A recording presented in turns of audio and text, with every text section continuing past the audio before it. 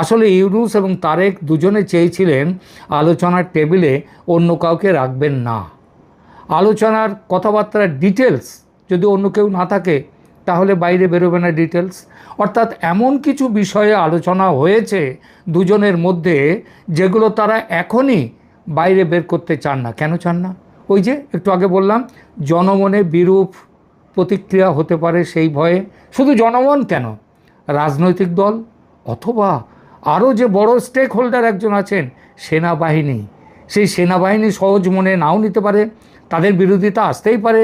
সুতরাং বেশি কথা বলে দরকার কি, দুজনে নিজেদের মধ্যে মিটমাট করে থাকলাম, তারপরে দেখা যাবে। সেই জন্যেই এখন চেপে রাখো, পরে সময় এলে বলা যাবে। 1.5 ঘন্টার একান্ত বৈঠকে শুধুমাত্র নির্বাচন 2 মাস এগিয়ে আনার যে ন্যাকা ন্যাকা গল্প, এইটাই শুধু থাকতে পারে না।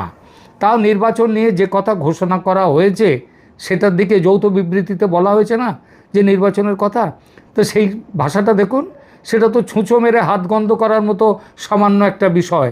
তার জন্য 37 জনের দল নিয়ে 5.5 কোটি টাকা খরচ করে লন্ডনে যাওয়ার দরকার ছিল না। ওই দুটো কথা টেলিফোনেই সেরে নেওয়া যেত। কিসের আলোচনা হলো তাহলে? এক, বিএনপি যে ইউনূস বিরোধী, খলিলুর বিরোধী, করিডোর বিরোধী, বন্দরের লিজ বিরোধী এবং আমেরিকা বিরোধী একটা অবস্থান নিয়েছিল বিএনপি, সেই অবস্থান পরিবর্তনের ব্যাপারে সিদ্ধান্ত হয়ে গেছে এই বৈঠকে। রাজনৈতিক স্বার্থ সিদ্ধির টোপ দিতেই সব একদম মাখো হয়ে গেল। সেই সঙ্গে আর্থিক লেনদেনের টোপও দেওয়া হয়েছে।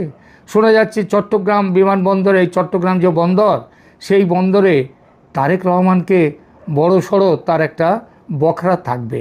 সুতরাং তারেক রহমানের সিদ্ধান্ত বদল করতে দেরি হয়নি। 2 নম্বর কারণ, এটা হচ্ছে 1 নম্বর। 2 নম্বর কারণ হচ্ছে ডিসেম্বরের মধ্যে নির্বাচন করা নিয়ে যে গোঁ ধরেছিল বিএনপি, সেটা স্বাভাবিকভাবে মিলে যাচ্ছিল সেনাপ্রধানের দেয়া আলটিমেটামের সঙ্গে। মনে হচ্ছিল সেনা বিএনপি এই দাবি নিয়ে ক্রমশ জোটবদ্ধ হচ্ছে। ইউনূস বিপদ দেখেছিলেন এই জোটের মধ্যে, কারণ সেনা প্রধান হচ্ছেন তার মানে একেবারে অসহ্য। আবার উল্টো দিকে সেনাপ্রধানের কাছেও ইউনূস খুব একটা সহনীয় নয়।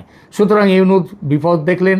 জোট ভাঙার চেষ্টা করতে গিয়ে নির্বাচন নিয়ে নিজের অবস্থান পাল্টাবার সংকেত দিয়ে ভোট এগিয়ে আনার মূল্যটা ঝুলিয়ে দিলেন বিএনপির সামনে। অনেকটা দরাদরি করে মাল কেনার মতো। আমি 2 মাস ছাড়লাম, আমি 2 টাকা ছাড়লাম, তুমি 2 টাকা ছাড়ো। তো যেমনভাবে ক্রেতা বিক্রেতা যেমনভাবে একটা দরাদরি করে, অনেকটা সেইটা এখানে ইউনূস বললেন, ঠিক আছে আমি 2 মাস এগিয়ে নিয়ে আসছি, তুমি 2 মাস পিছিয়ে নিয়ে এসো, এইরকম আর কি। 2 পক্ষ যদি না ছাড়ে তাহলে কি সমঝোতা হয়?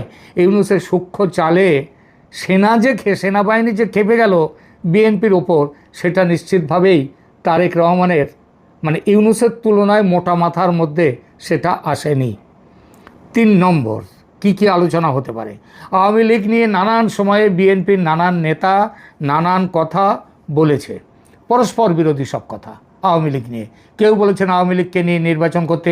একবার তো ইউনূস নিজেও বললেন বিএনপি যখন চাইছে আওয়ামী লীগকে নিয়ে নির্বাচন করতে, তখন আওয়ামী লীগ থাকবে। সেটা অবশ্য কয়েক মাস আগের কথা। এখন আবার সেই জায়গা থেকে সরে এসছেন। ইউনূস কোন সময় কোন জায়গায় থাকবেন কেউ বলতে পারে না, তারেক রহমান দেখবেন পরে।